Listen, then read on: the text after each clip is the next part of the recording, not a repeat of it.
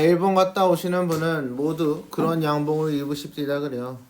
하며 걸자는 외투 위로 내다보이는 학생복 깃에 달린 금글자를 바라보고 있었다.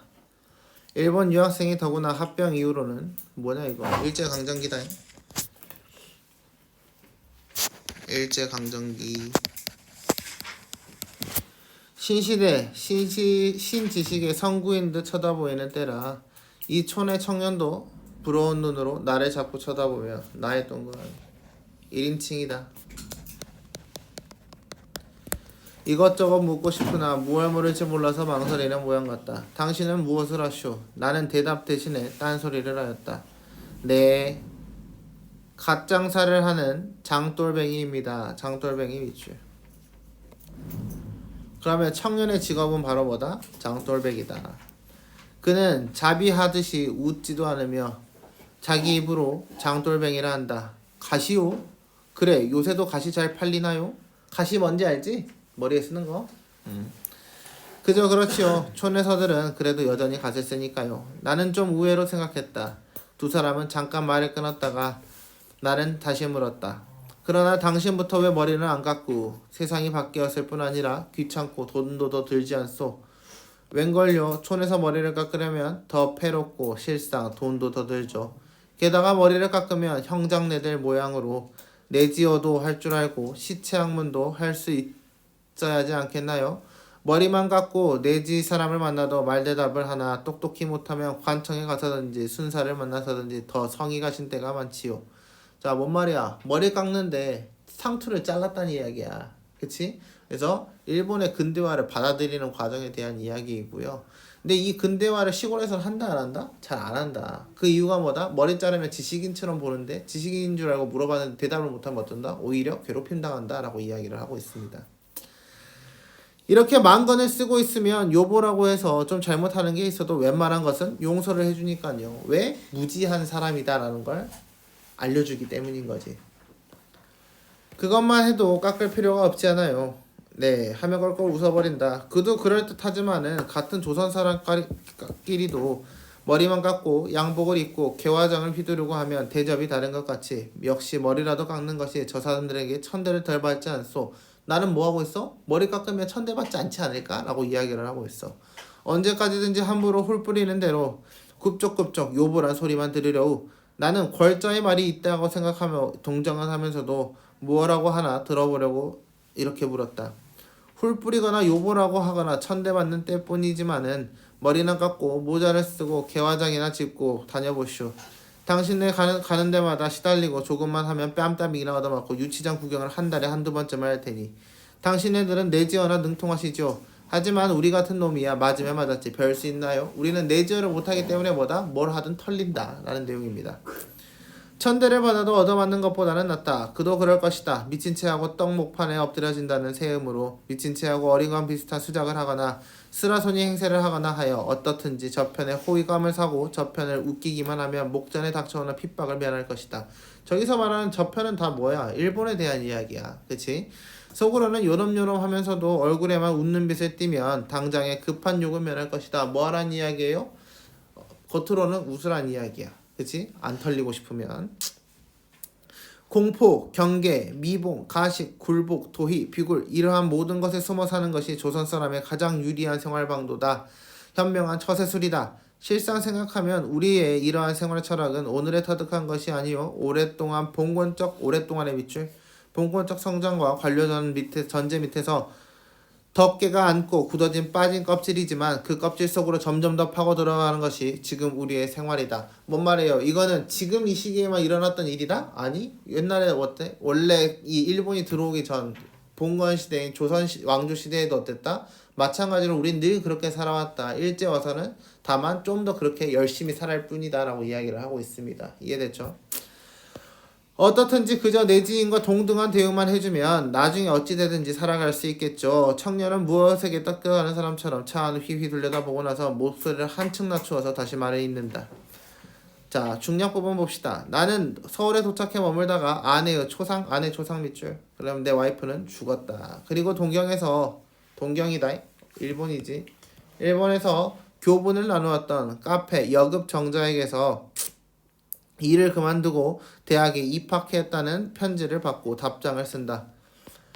모든 것이 순조로이 해결되고 학교에 들어가시게 되었다 하오니 얼마나 반가운지 모르겠습니다. 그럼 이 부분부터 뭐에 대한 이야기다? 답장에 대한 이야기다. 과거 반년간의 쓰라린 체험이 오늘의 신생을 위한 커다란 준비식이었던 것을 생각하면 그동안 나의 행동이 부끄럽지 않을 수 없습니다마는 한편으로는 내 생에 있어서도 다만 젊은 한때의 유흥 기분만에 그치지 아니하였던 것을 감사하며 기뻐합니다. 앞에서 그러면 교분을 나누었던 건 약간 정을 나누었다 이런 의미로도 해석을 할 수 있겠네요. 그러나 뒷날에 달콤하고 아름다운 추억으로 남아 있으리라고 생각할 뿐이라면 이렇게 섭섭한 일도 없고 당신은 또 자기를 모욕하였다고 노하실지도 모르나 언제까지 그런 기쁨과 행복에 잠겨 있도록 이 몸을 안온하고 자유롭게 내버려 두지 않으니 어쩌하겠습니까? 나도 스스로를 구하지 않으면 아니 될 책임을 느끼고 스스로를 구한다의 밑줄. 지금 뭐 하고 있어 얘? 나 뭔가 스스로를 어떤 거에서 구원해야 된대. 그 내용이 이제 뒤에 나오죠. 또 스스로의 길을 찾아가야 할 의무를 깨달아야 할 때가 닥쳐오는가 싶습니다. 지금 내 주인은 마치 공동묘지 같습니다. 내 주인은 마치 공동묘지 밑줄.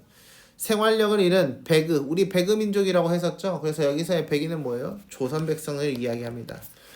백주에 횡행하는 이매망냥 같은 존재가 뒤덮은 이 무덤 속에 들어앉은 나로서 무덤의 체크.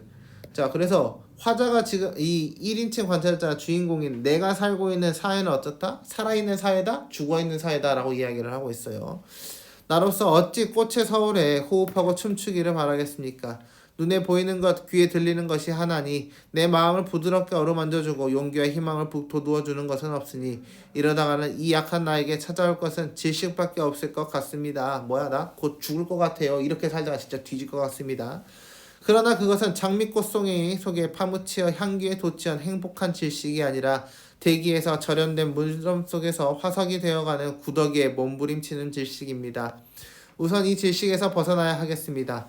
소학교 선생님이 환도를 차고 칼이나이 교단에 오르는 나라가 있는 것을 보셨습니까? 나는 그런 나라의 백성이십시다. 그래서 선생님이 칼 차고 들어오는 시대다.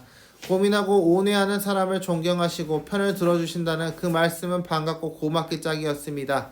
야 그래 네가 그래 그렇게 훌륭한 선생이 되었다는 것은 인정 오키. 그러나 스스로 내성하는 고민이요 온회가 아니라 발길과 채찍 밑에 부대끼면서도 숨이 죽어 엎드려 있는 거세된 존재에게도 존경과 동정을 느끼시나요? 하도 못생겼으면 가엾다가도 화가 나고 미운 중이 나는 법입니다. 혹은 연민의 정이 있을지는 모르나 연민은 아무것도 구하는 길은 못됩니다. 이제 구주의 천지는 그 참혹한 사륙의 피비린내가 거치고 휴전조약이 성립되었다 하지 않습니까? 부질없는 총칼을 거두고 제법 인류의 신생을 생각하려는 것 같습니다. 그러나 이 땅의 소학교 교원의 허리에서 그 장난감 칼을 떼어놓을 날은 언제일지 숨이 막힙니다. 자 뭐야 저 여자가 뭐 한다 그랬어? 대학에 입학하게 되었다라고 이야기가 되어 있지, 그렇지? 그리고 이 지금 시대적 배경이 뭐야? 일제 강점기 끝물이란 말이야. 그렇기 때문에 뭐 한다? 교사들이 칼을 차고 들어온다. 물론 전쟁은 끝났지만 이 소학교의 교사들이 칼을 내려놓는다는 의미는 뭐야? 완벽한 해방을 이야기하는 거지. 이해됐죠? 그래서 완벽하게 해방될 날이 올까요? 라고 이야기를 하고 있습니다. 우리 문학의 돈은 자유롭고 진실된 생활을 찾아가고 이것을 세우는 것이 그 본령인가 합니다. 우리의 고유, 교유, 우리의 우정이 이것으로 맺어지지 않는다면 거짓말입니다. 이 나라의 백성에 그리고 당신의 동포에 진실된 생활을 찾아나가는 작업과 발본을 위하여 싸우는 신념 없이는 우리의 우정도 헛소리입니다. 나는 형님이 떠날 때 초상에 쓰고 남은 것이라고 동경깔 노자와 함께, 노자는 뭐예요? 돈이에요 돈, 노잣돈. 책값이며 용돈으로 내놓고 간 300원 속에서 100원을 이 편지와 함께 붙여주었다.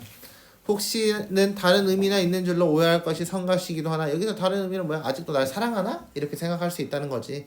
그거는 아니다 라고 이야기를 하고 있고요. 동경에서 떠날 때 선사받은 것도 있거니와 동경에서 떠날 때 이미 자기가 선물을 받은 것도 있었대. 정자의 새 출발을 축하하는 의미, 대학에 들어갔으니까 축하의 의미라고 한마디 쓰고 다소 부조가 될까 하여 보낸 것이다.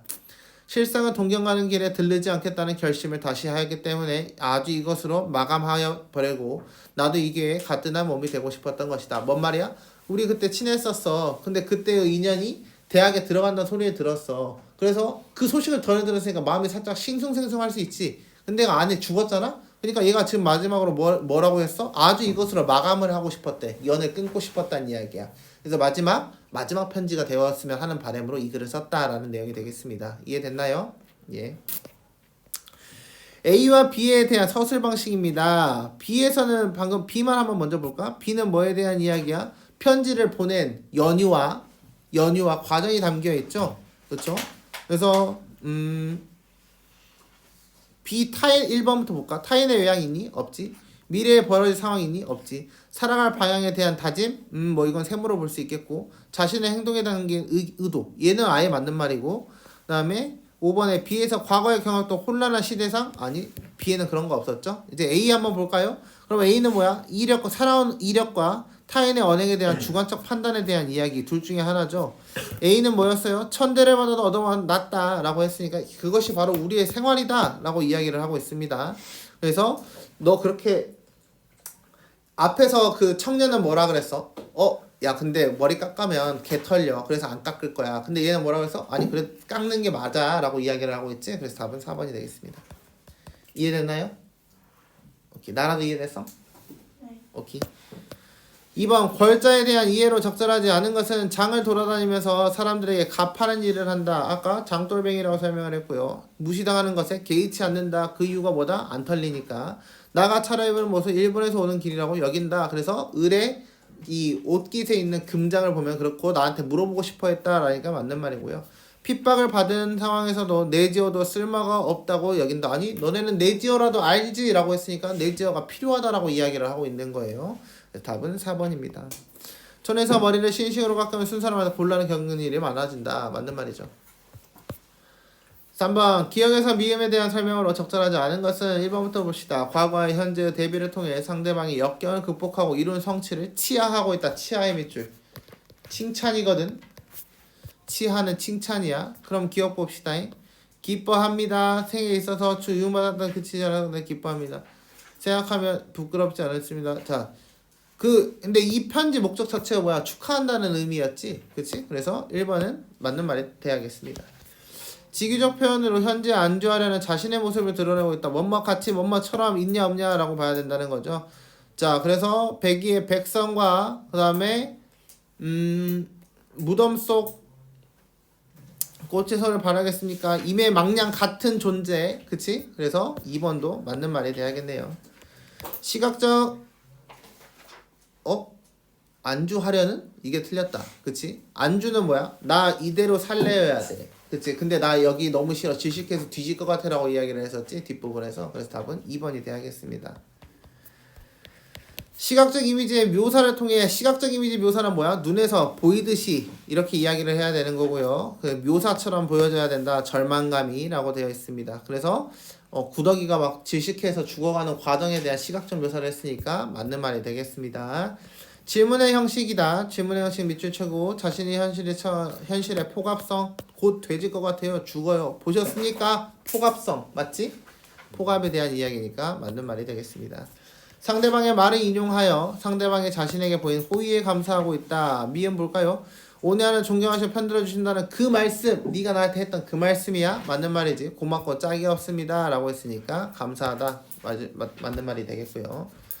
다음 4번 봅시다. 보기를 참고하여 윗글을 감상한 내용으로 적절하지 않은 것은 둘 이상의 이질적인 사회나 집단에 동시에 속하는 양쪽 영향을 함께 받으면서도 어느 쪽에서도 완벽하게 소착하지 않은 사람을 경계인의 밑줄. 경계는 서로 다른 문화의 경계에서기 때문에 심한 정서적 불안 밑줄. 이 작품에서의 나는 나의 동그라미. 그럼 내가 경계인이래요. 자아의식을 드러내며 갈등하는 모습을 보인다. 나는 일본에서 근대 문물을 경험한 지식인으로서 조선 민중에 대해 우월적 태도를 드러내고 그들의 생활 방식을 냉소해. 누구한테? 아까 그 장돌뱅이한테 한 것처럼. 한편 스스로가 식민지배를 받는 민족의 일원일 수밖에 없음을 자각하고 고뇌한다. 이게 바로 뭐였어? 여자한테 보낸 편지에 있던 내용인 거죠. 그러면서 지식인으로서의 정체성을 바탕으로 갈등의 해소의 실마리를 모색한다. 1번부터 봅시다. 나는 조선 사람이면서 내지어도 할 줄 알고 시체 학문도 있는 일본 유학생이라는 점에서 두 이질적인 사회의 영향을 함께 받고 있는 인물이라고 할 수 있겠다. 맞는 말이지? 오케이. 머리를 깎으면 천대를 덜 받지 않느냐고 하는 나의 말은 가짱수가 경계인이 아니죠? 그래서 답은 2번이 돼야겠습니다. 그래서 가짱수는 경계인이 아니라 그냥 뭐야? 그냥 바로 식민지 하에 있는 조선의 백성이다라는 인식이 깔려있다라고 보시면 되겠어요. 3번 볼게요. 이러한 민중 속에 숨어 사는 것이 조선 사람의 가장 유리한 생활 방법을 서술해서 조선 민중 생활 방식에 대한 나의 냉소적 태도. 그래서 뭐야? 니네 어차피 우리 그렇게 살아왔잖아. 계속 그렇게 살아라 라는 내용이죠. 4번 나의 스스로가 스미주가 엎드려 있는 존재임을 토로하는 모습에서 자신이 식민지배를 받는 민족의 일원일 수밖에 없음을 자각하고 고뇌하는 경계인의 자의식. 맞는 말이고요. 문학도로서 백성의 자유롭고 진실된 생활을 모색해야 함을 정자에게 역설하는 대목에서 나아가 지식인으로서의 정체성을 바탕으로 내적 갈등의 해소의 실마리를 모색하고 있는 상황이다. 맞는 말이죠. 이해됐나요?